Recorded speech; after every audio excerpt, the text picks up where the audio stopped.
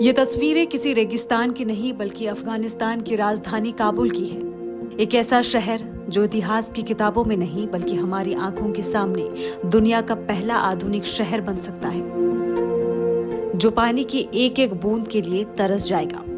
एक नई रिपोर्ट ने वो चेतावनी जारी की है जिसने पूरी दुनिया को दहला दिया है। अगले 5 साल और 70 लाख से ज्यादा की आबादी वाला ये शहर पूरी तरह से सूख सकता है। गैर लाभकारी संस्था मर्सी कॉर्प्स की रिपोर्ट के मुताबिक काबुल एक टाइम बम पर बैठा है। पिछले 10 साल में काबुल की जमीन के नीचे का पानी 30 मीटर यानी करीब 100 फीट तक नीचे जा चुका है। आलम यह है कि जितना पानी जमीन में वापस जाता है उससे 44 मिलियन क्यूबिक मीटर ज्यादा पानी हर साल निकाला जा रहा है। ये संकट सिर्फ पानी की कमी का नहीं बल्कि पानी के जहर बनने का भी है।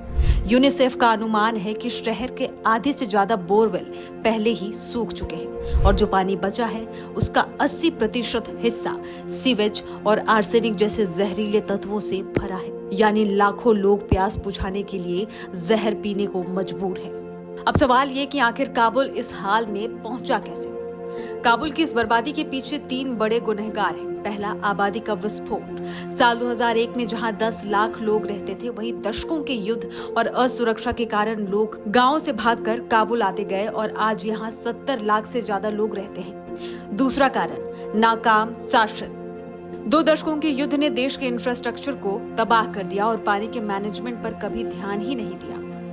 और तीसरा और सबसे बड़ा गुनहगार, जलवायु परिवर्तन का कहर।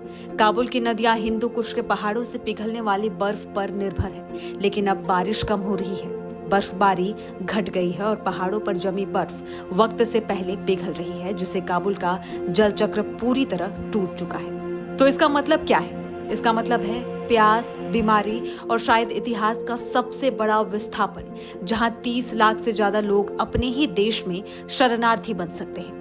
सवाल यह है कि क्या तालिबान प्रशासन, जो पहले से ही अंतर्राष्ट्रीय अलगाव और आर्थिक संकट से जूझ रहा है, इस महासंकट से निपटने के लिए तैयार है? क्या उसके पास वो तकनीक और संसाधन है जो काबुल को बचा सके, या फिर दुनिया अपनी आंखों के सामने एक जीते जागते शहर का जल जनाजा निकलते हुए देखती रहेगी?